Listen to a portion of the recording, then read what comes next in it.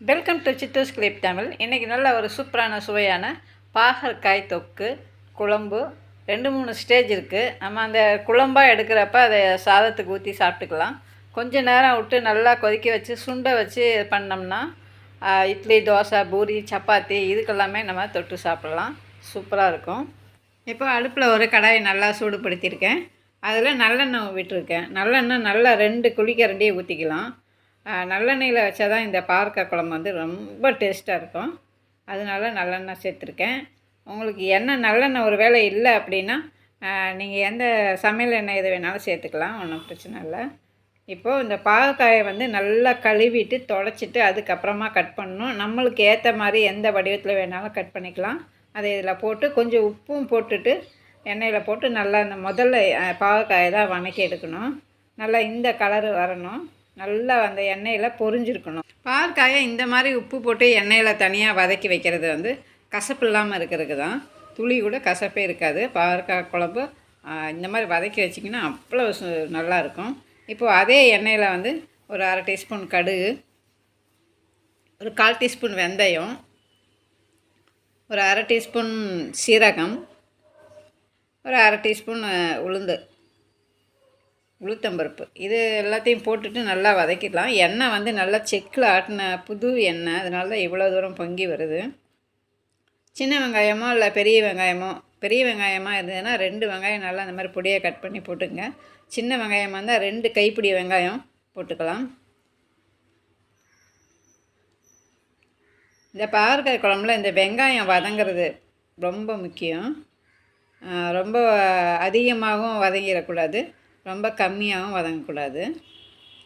இப்போ இந்த வெங்காயம் வதங்கும் போதே ஒரு 10 பல் பூண்டு வந்து சின்ன பல் பூண்டு போடுறேன். இதோட கருவேப்பிலை சேர்த்துக்கலாம். ஒரு கொத்து கருவேப்பிலையை இதில் சேர்த்துக்கிறேன். சேர்த்துட்டு நல்லா வதக்கணும். இந்த வெங்காயம் வதக்கிறது எந்த குழம்புக்குமே இந்த வெங்காயத்தை வந்து நல்லா வதக்கிறதுல தான். ஒன்றும் பாதியமாக வதக்கணும்னா டேஸ்ட்டு கிடைக்காது. சரிசமமாக வெங்காயம் வந்து எல்லாமே நல்லா வதங்கியிருந்தால் தான் இந்த குழம்புமே டேஸ்ட்டாக இருக்கும். இதோட 2 தக்காளி வந்து நான் மிக்சியில் போட்டு கொஞ்சம் ஒன்றும் பாதியமாக அப்படி எடுத்திருக்கேன். இல்லைன்னா பொடியாக நறுக்கின தக்காளி 2 தக்காளி இதில் சேர்த்துக்கலாம். நான் கொஞ்சம் கிரேவி கிடைக்குமே அப்படிங்கிறதுக்காக தக்காளியை இந்த மாதிரி அரைச்சி சேர்த்துருக்கேன். மிக்சி ஜாரில் கொஞ்சமாக தண்ணி ஊற்றி அதையும் இதில் சேர்த்துக்கலாம். சேர்த்துட்டு நல்லா கலந்து விட்டுட்டு இதோட இந்த பாவக்காய் தொக்குக்கு தேவையான உப்பும் நான் இப்போயே சேர்த்துக்கிறேன். நல்லா கலந்து விட்டு நல்லா கொதிக்க வச்சு எண்ணெய் பிரிஞ்சு மேலே வர்ற அளவுக்கு இதை நல்லா கொதிக்க வைக்கணும். பாருங்கள் இந்த மாதிரி. இப்போ இதோட நம்ம புளி தண்ணியை சேர்த்துக்கலாம். நான் ஒரு 50 கிராம் புளியை வந்து நல்லா கரைச்சி திக்கு தண்ணியாக தான் வச்சுருக்கேன். அதை இதோட சேர்த்துக்கிறேன். நம்ம பாவக்காய் வந்து எவ்வளோ எடுக்கிறோமோ அதுக்கு தகுந்த மாதிரி நம்ம புளியை வந்து கூட குறையாக எடுத்துக்கணும். பாவக்காய் குழம்புனாவே புளி ஊற்றினா தான் கொஞ்சம் நல்லாயிருக்கும், டேஸ்ட்டும் இருக்கும், இந்த கசப்பு தெரியாமல் இருக்கும். புளி ஊற்றி நல்லா கலந்து விட்டுருங்க. கலந்து விட்டு இப்போ மசாலா சேர்த்துக்கலாம். மஞ்சப்பொடி வந்து ஒரு சிட்டிகை மஞ்சப்பொடி போடுறேன். மிளகாய்த்தூள் வந்து குழம்பு மிளகாய்த்தூள் வந்து ஒரு 3 ஸ்பூன் நான் சேர்த்துக்கிறேன். மல்லித்தூள், மிளகாய்த்தூள் அப்படி தனித்தனியாக சேர்த்துக்கிறதா இருந்துச்சுன்னா 2 ஸ்பூன் மல்லித்தூளும் 1.5 ஸ்பூன் மிளகாய்த்தூளும் சேர்த்துக்கலாம். புளி ஊற்றிருக்கிறதுனால கொஞ்சம் காரம் வந்து கம்மியாயிரும் 1 ஸ்பூன் போட்டிங்கன்னா. அதனால் 1.5 ஸ்பூன் போட்டிங்கன்னா காரம் சரியாக இருக்கும். போட்டு நல்லா கலந்து விட்டுருங்க. கலந்து விட்டு கொஞ்சம் தண்ணி ஊற்றிக்கலாம். கொஞ்சம் திக்னஸாக இருக்கிற மாதிரி இருக்குது, அதனால் நான் தண்ணி ஊற்றுறேன். சாதத்துக்கும் இதிலேருந்து நான் குழம்பு தனியாக எடுத்துருவேன். அதுக்கப்புறம் சப்பாத்திக்கு ஊற்றி சாப்பிட்ற மாதிரி கொஞ்சம் சுண்ட வைப்பேன். அதனால் கொஞ்சம் தண்ணி ஊற்றி இதில் நான் சேர்த்துக்கிறேன்.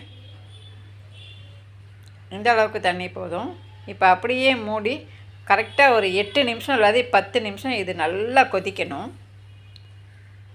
நல்லா கொதிச்சதுக்கப்புறம் நம்ம வதக்கி வச்சுருக்கோம்ல பாகக்காய், எண்ணெயில் வதக்கி வச்சுருக்கோம்ல அந்த பாகக்காயை இதோட சேர்த்துக்கிறேன். பாகக்காய் ஆல்ரெடி முக்கால்வாசி காய் வெந்திருக்கும், எண்ணெயிலேயே நல்லா பொரிஞ்சிருக்கு. அதனால தான் இந்த டைமில் சேர்த்துக்கிறேன். பாகக்காய் போட்டு அதிக நேரம் நம்ம கொதிக்க வைக்க வேண்டாம். சும்மா ஒரு 2 நிமிஷம் மட்டும் நல்லா கொதிக்க வச்சோம்னா அந்த மசாலாலாம் அதில் பாகக்காயில் பிடிக்கிற மாதிரி இப்போ வச்சோம்னா போதும், கொதிக்க வச்சோம்னா போதும். இப்போ பாருங்கள் குழம்பு ரெடி ஆயிடுச்சு. இப்போ இந்த குழம்பு வந்து நான் கொஞ்சம் எடுத்து வைக்கிறேன். ஏன்னா சாதம் கொஞ்சம் இருக்கிறதுனால அதில் ஊற்றி சாப்பிட்றதுக்காக இப்போ நான் எடுத்துக்கிறேன். இதை எடுத்துட்டு இதுக்கப்புறம் நான் கொஞ்சம் குழம்பு சுண்ட வச்சேன்னா அது நல்லா திக்காயிரும். நான் சுண்ட வச்சு காட்டுறேன் உங்களுக்கு. அதை வந்து நம்ம சப்பாத்தியில் ஊற்றி தொட்டுட்டு சாப்பிட்டோம்னா சூப்பராக இருக்கும். இப்போ இந்த சுண்டை வச்ச இந்த பாகக்காய் குழம்ப பாருங்கள், நல்லா எண்ணெயெல்லாம் மேலே பிரிஞ்சு வந்து நல்லா கெட்டியாக ஆயிருக்கு. இப்போ இந்த தொக்கு வந்து நம்ம சப்பாத்தியில், இட்லி, தோசையில், பூரியில், சப்பாத்தியில் எல்லாத்துலேயும் போட்டு சாப்பிட்லாம். சூப்பராக இருக்கும். சப்பாத்திக்கு தான் நான் இப்போ இந்த தொக்கை வந்து ரெடி பண்ணியிருக்கேன். நீங்களும் இதே போல் ட்ரை பண்ணி பாருங்கள். பிடிச்சிருந்தா ஒரு லைக் கொடுத்து சப்ஸ்கிரைப் பண்ணி விடுங்க. உங்கள் ஃப்ரெண்ட்ஸ் அண்ட் ஃபேமிலிக்கு ஷேர் பண்ணி விடுங்க. ட்ரை பண்ணி பார்த்துட்டு எப்படி இருக்குன்னு கமெண்டில் சொல்லுங்கள். தேங்க்ஸ் ஃபார் வாட்சிங்.